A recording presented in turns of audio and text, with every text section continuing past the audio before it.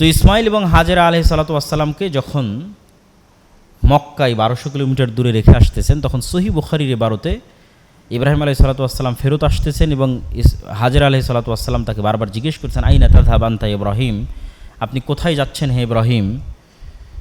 তখন তিনি কোনো উত্তর দিচ্ছেন না। যখন উত্তর দিচ্ছেন না, তখন তিনি বাধ্য হয়ে বললেন, আল্লাহ আমারাক, আল্লাহ কি আপনাকে আদেশ দিয়েছে? তখন ইব্রাহিম আলাইহিস সালাম বললেন, হ্যাঁ, আল্লাহ আমাকে আদেশ দিয়েছে। তখন হাজেরা বললেন, ফালা ইউদাইয়ানা আল্লাহ আবাদা, যদি আল্লাহর আদেশ হয় তাহলে আমাদের হেফাজতের জিম্মেদারির দায়িত্ব আল্লাহর, তাহলে আমাদেরকে আর ধ্বংস এবং ক্ষতি কেউ করতে পারবে না, তাহলে এইটা নিয়ে আমি আর চিন্তা করতেছি না।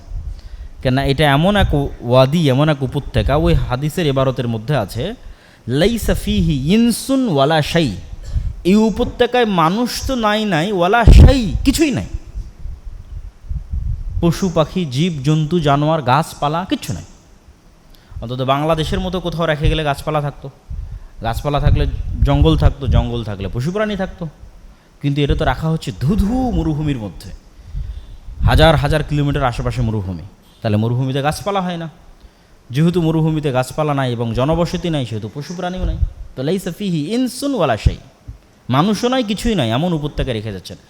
এবং একই কথা কোরআনে ইব্রাহিম আলাইহিস সালাতু ওয়াসসালাম যখন হাজেরাকে রেখে আড়াল হলেন পাহাড়ের, তখন তিনি যখন আল্লাহর কাছে দোয়া করতেছেন, তখনও ওই জায়গায় আছে, আল্লাহুম্মা ইন্নী আসকানতু মিন যুররিয়াতি বিওয়াদিন গায়রা জি যারইন ইনদা বাইতিকাল মুহাররম, হে আল্লাহ, আমি এমন উপত্যকায় আমার স্ত্রী সন্তানকে রেখে যাচ্ছি, গায়রা জি যারইন, যেখানে একটা গাছপালাও নাই। এটা কোরআনের আয়াত, এমন উপত্যকায় রেখে যাচ্ছে। এবং সেখানে ইব্রাহিম আলাইহিস সালাতু ওয়াসসালাম যখন তার সন্তানদেরকে সেখানে রেখে যান, তখন তিনি যে দোয়া করেছেন, এই দোয়ার ধারাবাহিকতায় যেটা বললাম যে, হে আল্লাহ, আমি আমার সন্তানদেরকে এমন উপত্যকায় রেখে যাচ্ছি যেখানে কোনো গাছপালা নাই, কেন? রব্বানা লিয়ুকিমুস সালাহ, হে আল্লাহ, তারা যেন এখানে সালাত কায়েম করতে পারে। ইব্রাহিম আলাইহিস সালামের দোয়াগুলোর মধ্যে সালাতকে খুব কানেক্টেড পাবেন। সালাত খুব ইম্পর্টেন্ট একটা কাজ, মানুষের জীবনের সবচেয়ে জরুরি কাজ, যে আল্লাহ, আমি এদেরকে রেখে যাচ্ছি যেন এরা এখানে সালাত আদায় করতে পারে। ফাজা আল আফইদাতাম মিনান নাস তাহবি ইলাইহিম, হে আল্লাহ, দুনিয়ার মানুষের অন্তরকে এই শহরের দিকে করে দেন, কেন এখানে তো কেউ নাই, মানুষজন না আসলে আর বসবাস করবে কীভাবে? ওয়ারযুকহুম মিনাস সামারাত, হে আল্লাহ, এদের ফলমূল থেকে খাবারের ব্যবস্থা করে দেন।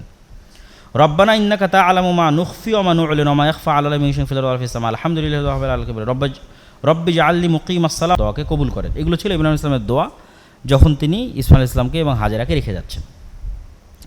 আর সহিহ বুখারীর বর্ণনায় যেহেতু হালকা হয়তো কিছু খেজুর, হালকা হয়তো পানি ছিল, যেটা শেষ হয়ে গেল, এবং যে ঘটনা আমরা সবাই জানি যে লম্বা কষ্ট দুঃখ পানির জন্য দৌড়াদৌড়ি সাফা এবং মারওয়ায় উনি কয়েকবার করে উঠলেন এবং নিকটবর্তী কাউকে দেখা যায় কিনা, মানুষজনের কোনো সাহায্য পাওয়া যায় কিনা, এটার চেষ্টা করতে থাকলেন।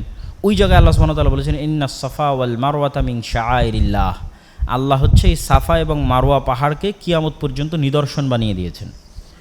তাহলে একজন সাধারণ মহিলা নির্জন মরুভূমিতে একটা স্বাভাবিক কাজ করতেছে, ইবাদতের উদ্দেশ্যে করতেছে না, কিন্তু তার সন্তানের পানি অনুসন্ধানের জন্য স্বাভাবিক একটা কাজ করতেছে, সেটা হচ্ছে আমি থাকলেও করতাম, আপনি থাকলেও করতেন, সেটা হচ্ছে দৌড়াদৌড়ি।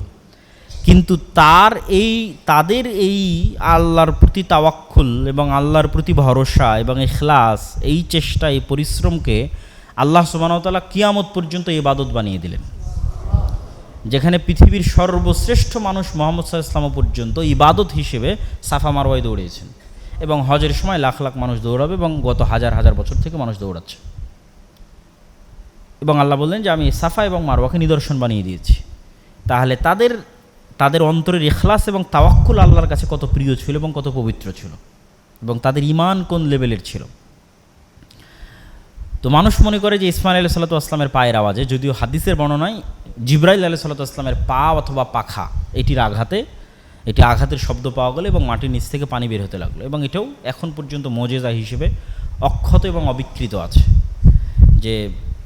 যে কোনো জায়গার, আমাদের বাংলাদেশের মতো এত বৃষ্টিস্নাত, এত নদীমাতৃক দেশেরও পানির স্তর নিচে নেমে যায়।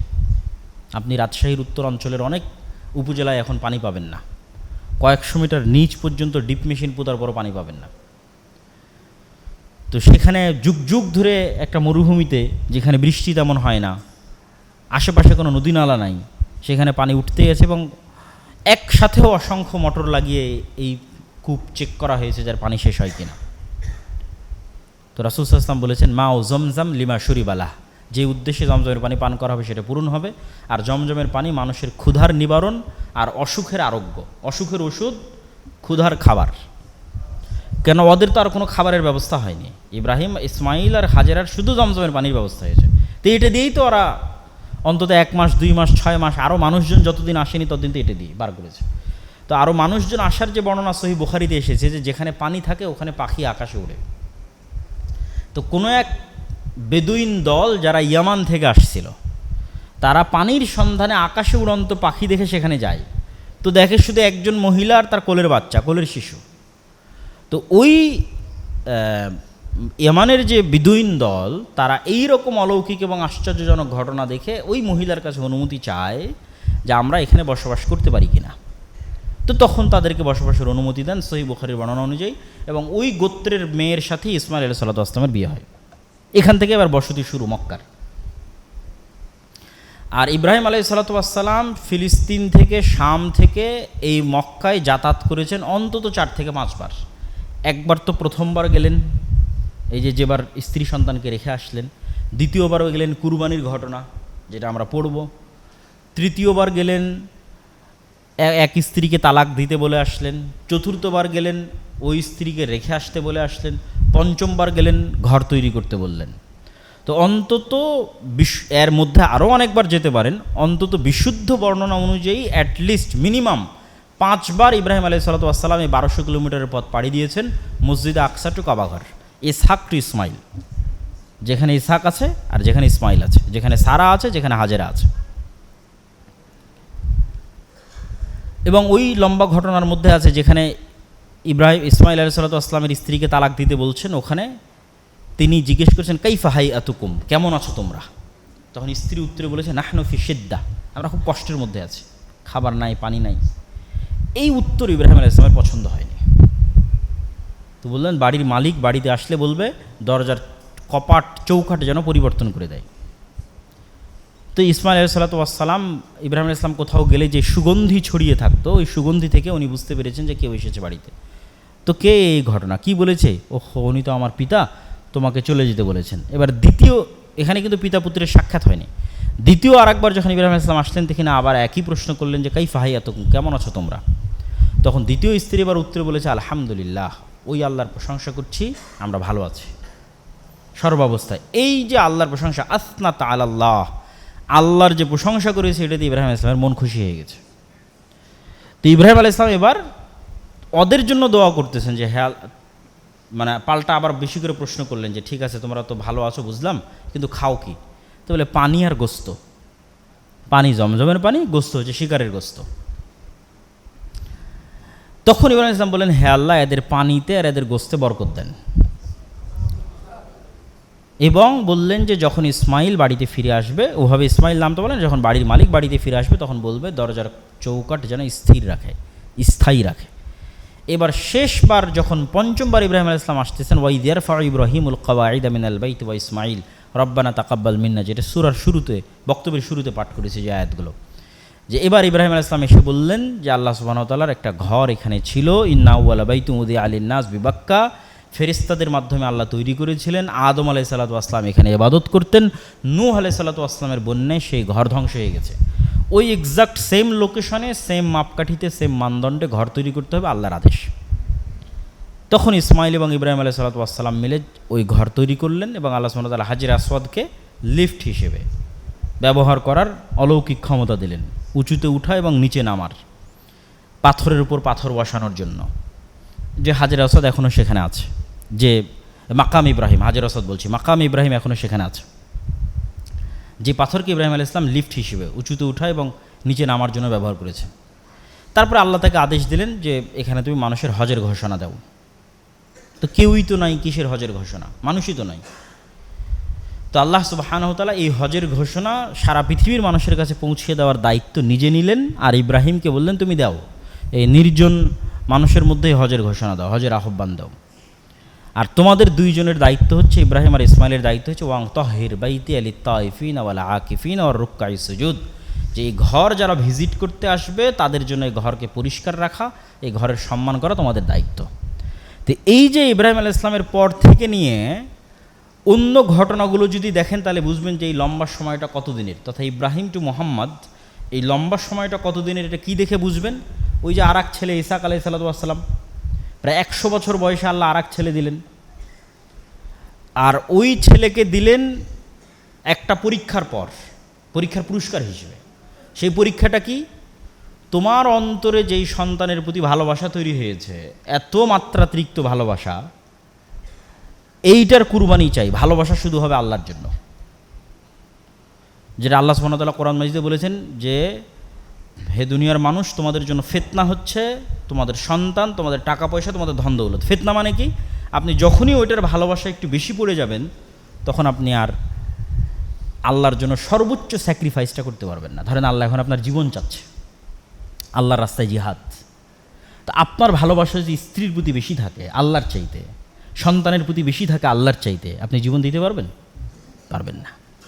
তাহলে তো এটা ফিতনা। তো ইব্রাহিম আলাইহিস সালামের জন্য এটা ফিতনা। তা আল্লাহ বললেন এবার এটার স্যাক্রিফাইস লাগবে, এটার কুরবানি লাগবে, এবং প্রমাণ করতে হবে যে তুমি সবচেয়ে বেশি ভালোবাসো কাকে? আল্লাহ সুবহানাহু ওয়া তাআলাকে। তখন ইব্রাহিম আলাইহিস সালাম আসলেন এবং ইসমাইলকে বললেন যে আমি স্বপ্নে দেখেছি যে আমি তোমাকে জবাই করতেছি, যেটা কোরআনের আয়াত। যেই কোরআনের আয়াতে আল্লাহ সুবহানাহু ওয়া তাআলা এই আদেশ দিয়েছেন, এবং সেই আদেশের অনুসরণে ইসমাইল আলাইহিস সালামের যেটা বাক্য, সেটা হচ্ছে ইয়া আবাতি ফাআল মা তু'মার সাতাজিদুনি ইনশাআল্লাহ মিনাস সাবিরিন।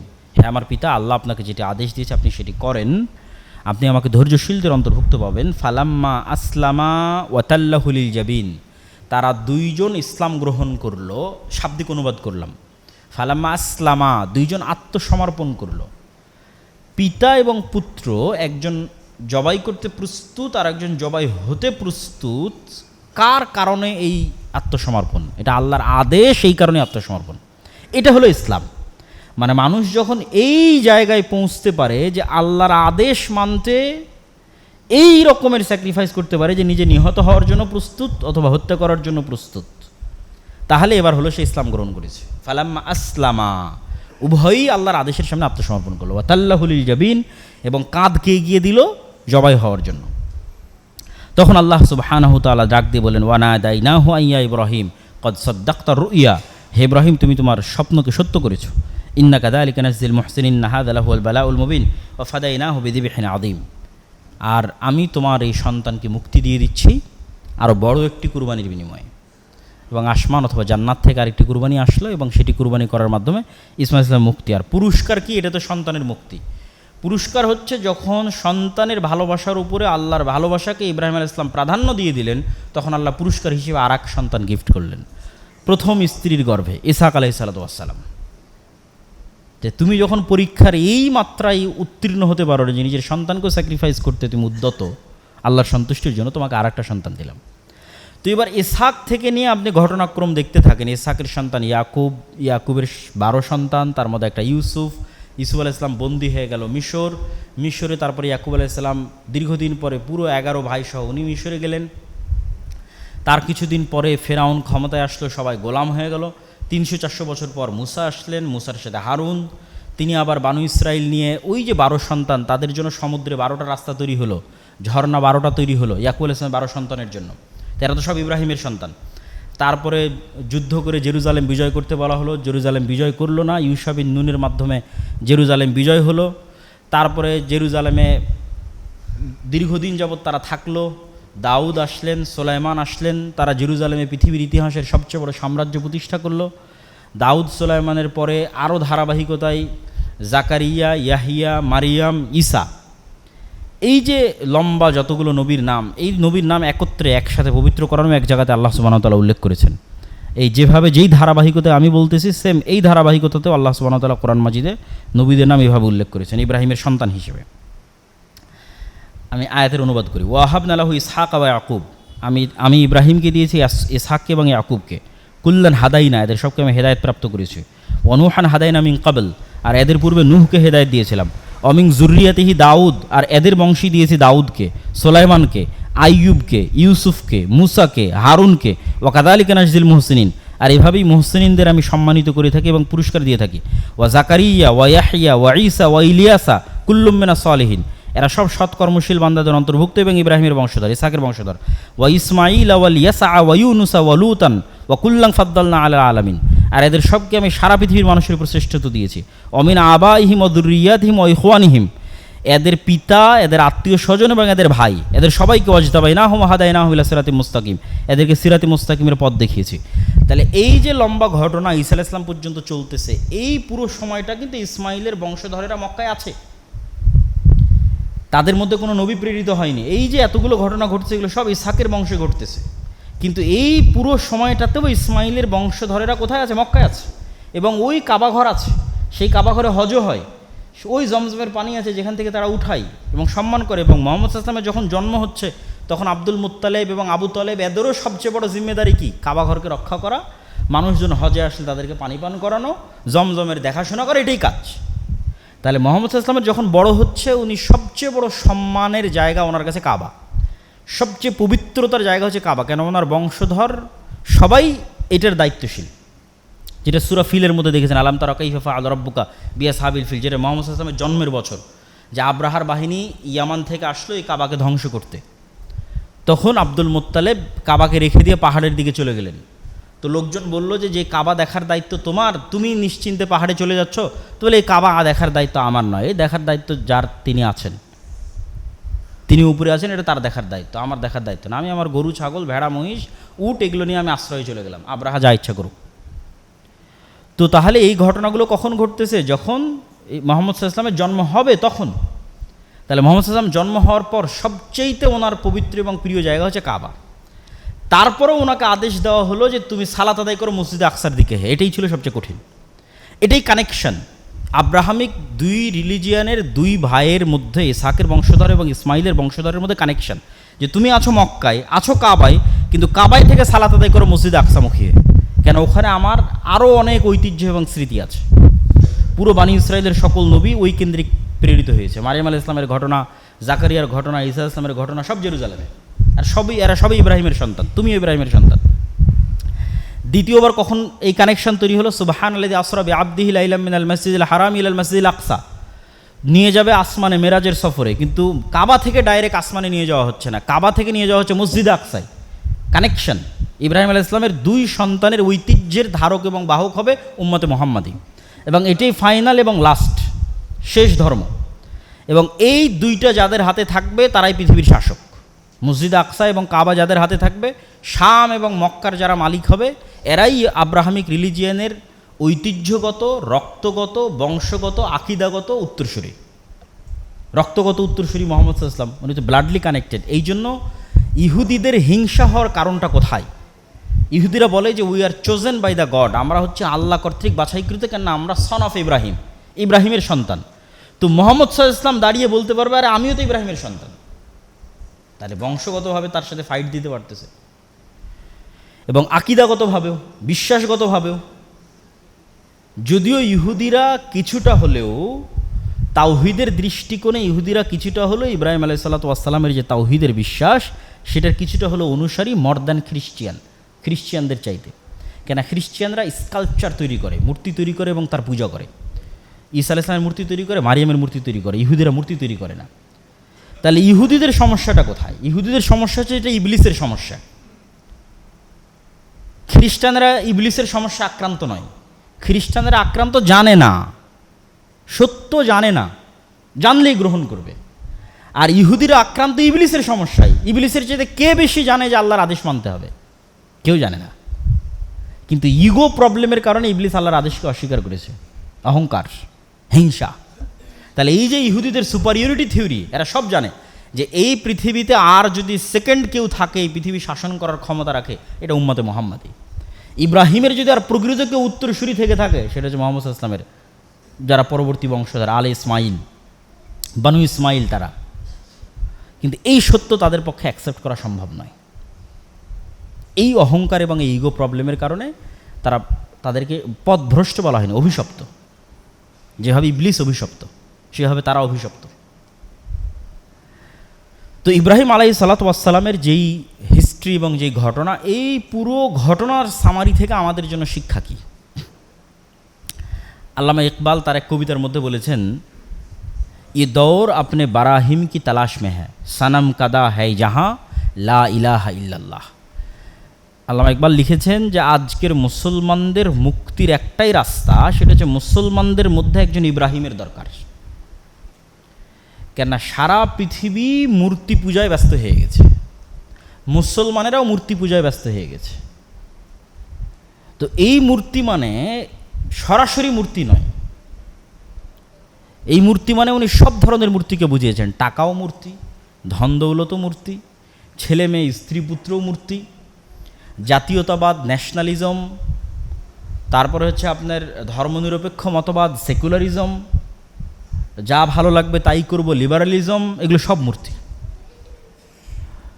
তাহলে মুসলমানদের মুক্তির রাস্তা হচ্ছে একজন ইব্রাহিম লাগবে মুসলমানদের মধ্যে। এ দৌর আপনি বারাহিম কি তালাশ মে হ্যাঁ। একজন যদি ইব্রাহিম মুসলমানদের মধ্যে বের হয়ে যায় তাহলে মুসলমানদের মুক্তির রাস্তা তারা পেয়ে যাবে। যার ইমান হবে ইব্রাহিমের ইমানের মতো, যার তাওহীদের স্তর হবে ইব্রাহিমের তাওহীদের স্তরের মতো, ইব্রাহিমের তাওহীদের স্তরকে ছুঁইতে পারবে, ইব্রাহিমের তাওহীদের মাত্রাকে টাচ করতে পারবে, ওই ইমান লাগবে। আর পুরো আদর্শ ইব্রাহিম আলাইহিস সালাতু ওয়াস সালামের ফ্যামিলির মধ্যে আল্লাহ সেট করে রেখেছে। আপনি সন্তান হওয়ার আদর্শ নেবেন, সেটাও ইব্রাহিমের ফ্যামিলিতে আছে। স্ত্রীর আদর্শ নেবেন, সেটাও ইব্রাহিমের ফ্যামিলিতে আছে। পিতার আদর্শ নেবেন, সেটাও ইব্রাহিমের ফ্যামিলিতে আছে। সন্তান হলে কি করতে হবে তারও আদর্শ আছে, স্ত্রী হলে কেমন হতে হবে তারও আদর্শ আছে, পিতা হলে কেমন হতে হবে তারও আদর্শ আছে। আল্লাহর অনুসারী, মুত্তাকি, তাকওয়াবান, তাওহীদ, আত্মসমর্পণকারী হলে কেমন লেভেলের ঈমান হতে হবে তারও উদাহরণ ইব্রাহিম আলাইহিস সালাতু ওয়াস সালামের জীবনীর মধ্যে আছে। আর কেউ যদি ওই মাত্রাকে টাচ করতে পারে তাহলে আল্লাহ তাদেরকে কিভাবে হেফাজত করে, কিভাবে সাহায্য করে, তাদের কাজকে আল্লাহ কিভাবে কবুল করতে পারে তার উদাহরণও ইব্রাহিম আলাইহিস সালাতু ওয়াস সালামের জীবনের মধ্যে আছে। যেটা সাফা, মারওয়া, জমজম, কাবা, এগুলো সবগুলো নিদর্শন থেকে আমরা দেখতে পাই এবং বুঝতে পারি। কিন্তু দুঃখজনক হলেও সত্য যে আমরা যখন ওই ইখলাসের জ্বলন্ত নিদর্শন কাবায় যাচ্ছি তখনও আমাদের মোবাইল, সেলফি, ভিডিও এটাই থাকতেছে প্রবণতা। মূল শিক্ষাটা আমরা হারিয়ে ফেলতেছি। ওই ইব্রাহিমের স্যাক্রিফাইসের সর্বোচ্চ মাত্রার নিদর্শন যে কুরবানি, এই কুরবানি যখন আমরা করতে যাচ্ছি তখন আমাদের গোস্ত নিয়ে কাড়াকাড়ি লেগে যাচ্ছে। ভাগাই কুরবানি দেওয়া নিয়ে আমরা উৎফুল্ল হয়ে যাচ্ছে এবং সেই গোস্ত ভাগাভাগি করার প্রবণতায় মত্ত হয়ে যাচ্ছে। তাহলে মূল শিক্ষাটা তো আমরা হারিয়ে ফেলেছি। শুধু রিচুয়ালস মানে একটা কাজ করতে হবে তাই ফলো করতেছি, রুকু সিজদা দিতে হবে তাই দিচ্ছি, কিন্তু ওর মধ্যে রূহ নাই, প্রাণ নাই, জান নাই। তাহলে কুরবানির এই ইবাদতটা কোন লেভেলের ইবাদত, কোন স্তরের ইবাদত, এবং স্যাক্রিফাইসের একটা ন্যূনতম মাধ্যম আল্লাহ আমাদের জন্য দিয়ে দিয়েছে। আমাদের ছেলে চাইনি, মেয়ে চাইনি, আমাদের টাকা পয়সা থেকে আল্লাহর সন্তুষ্টির জন্য আমরা একটা পশু কুরবানি করব। এত ন্যূনতম একটা স্যাক্রিফাইস আল্লাহ আমাদের কাছে চেয়েছে, কিন্তু সেটাতেও আমরা কত বিকৃতি, কত ছোট মন মানসিকতা আমরা সেটার সাথে যুক্ত করেছি তা একমাত্র আল্লাহ সুবহানাহু ওয়া তাআলা জানে। প্রিয় উপস্থিতি, ইব্রাহিম আলাইহিস সালাতু ওয়াস সালামের এই আদর্শ থেকে আমাদের জন্য যেমন একটা শিক্ষা ইখলাস, যেমন একটা শিক্ষা আল্লাহর ওপর ভরসা, যেমন একটা শিক্ষা আল্লাহর সামনে আত্মসমর্পণ করা, তেমনই শিক্ষা শিরক মুক্ত। ইব্রাহিম আলাইহিস সালামের দুইটা দোয়া আপনি দেখেন যে উনি সবচেয়ে বেশি প্রাধান্য দিয়েছে দুটো জিনিসকে। মানুষ কি চায় আল্লাহর কাছে, ইব্রাহিমের মতো নবীর আল্লাহর কাছে কি চাওয়া থাকতে পারে, দুটো জিনিস চেয়েছে যে হে আল্লাহ রব্বি জাআলনি মুকিমাস সালাহ ওয়া মিন যুররিয়াতি, আমি আর আমার পরবর্তী বংশধর যেন সালাত আদায়কারী হয়। তাহলে সালাত আদায় কত বড় ইম্পর্টেন্ট হতে পারে, যার জন্য ইব্রাহিম আলাইহিস সালাম তার চাওয়ার মধ্যে এটা চেয়েছেন যে আমার পরবর্তী বংশধর যেন সালাত আদায়কারী হয়।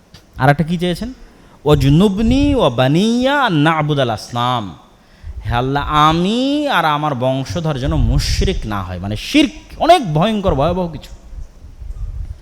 আজকে পশ্চিমবঙ্গের মানুষদেরকে তাদের স্কুলে বন্দে মাতারাম বলতে বাধ্য করা হবে, তথা আপনার সন্তান স্কুলে ভর্তি হলো মানে হয় শিরক। তাহলে এই যে তাওহীদের উপর টিকে থাকার এই প্রবণতা, এই যে স্বাধীনতার এই চেতনা, স্বাধীনতা মানে কি, তাওহীদের উপর অটুট থাকাই হচ্ছে স্বাধীনতা। যেখানে আপনি তাওহীদের উপর অটুট থাকতে পারবেন আপনি স্বাধীন আছেন, অটুট থাকতে পারছেন না আপনি স্বাধীন নাই।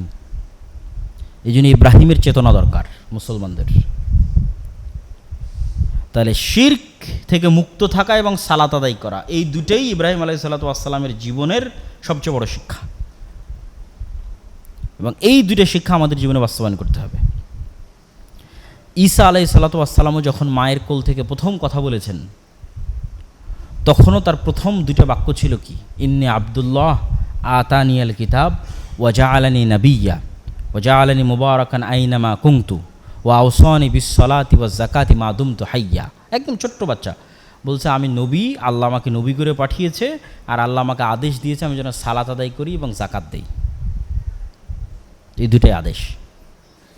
আল্লাহ সুবহানাহু ওয়া তাআলা আমাদেরকে সামনে যে কুরবানি আসতেছে, জিলহজ মাসের 10 দিন আসতেছে, এই 10 দিনের এই শ্রেষ্ঠতম দিনে আল্লাহর ইবাদত করার, নফল সিয়ামের মাধ্যমে, আরাফার সিয়ামের মাধ্যমে, একটানা 9টা সিয়ামের মাধ্যমে, বেশি বেশি দানের মাধ্যমে, এবং স্বচ্ছ হৃদয়ে প্রকৃত ইখলাসের সাথে কুরবানি কেনার মাধ্যমে, এবং সেই কুরবানিটা ইব্রাহিমের যে চেতনা আছে স্যাক্রিফাইসের, ওই চেতনাকে মাথায় রেখে ওই কুরবানিটা করার জন্য আল্লাহ সুবহানাহু ওয়া তাআলা আমাদের তৌফিক দান করে। আল্লাহুম্মা আমিন। যে এই পশুটা যেভাবে আমরা কুরবানি করতেছি, কোনো দিন যদি প্রয়োজন হয় তাহলে আমরা নিজেরাও এরকম আল্লাহ রাস্তায় কুরবানি হয়ে যেতে পারি। এই প্রস্তুতি থাকতে হবে মনের ভিতরে আল্লাহ সুবহানাহু ওয়া তাআলার সন্তুষ্টির জন্য। এটাই তো শিক্ষা ইব্রাহিমের জীবনী থেকে। এবং আমাদের ছেলে মেয়ে এবং স্ত্রী পুত্রের মধ্যে ওই হাজেরার মতো যে তাওয়াক্কুল যেন থাকে, এবং সারার মতো আল্লাহর সাথে কানেকশন এবং পবিত্রতার যে দাবি উনি আল্লাহর সামনে করেছেন, সেই পবিত্রতা যেন আমাদের স্ত্রী পুত্রের মধ্যে থাকে, এবং ইসমাইলের যে আত্মসমর্পণ সেটা যেন থাকে। আল্লাহ সুবহানাহু ওয়া তাআলা আমাদের এই বিষয়গুলো থেকে শিক্ষা গ্রহণ করার তৌফিক দান করুক। আল্লাহুম্মা আমিন।